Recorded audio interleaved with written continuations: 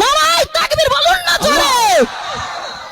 কথাই বলে আল্লাহ ছাড় দেয় কিন্তু ছেড়ে দেয় না।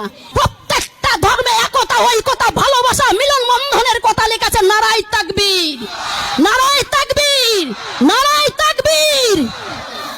আমরা এই ভারতবর্ষের মাটিকে রক্ষা করার জন্য যদি আমাদের হিন্দু, মুসলিম, শিখ, ঈসাই প্রত্যেককে রক্ত দিতে মাটি আমরা ভিজিয়ে দেব, তবু আমাদের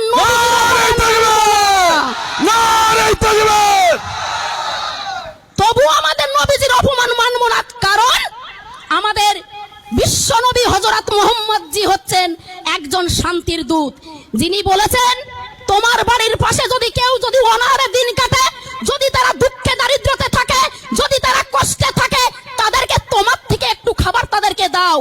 একেই বলে নবীজির আদর্শ। আমাদের নবীজি বলেছেন তোমরা সবসময়ের জন্য শান্তি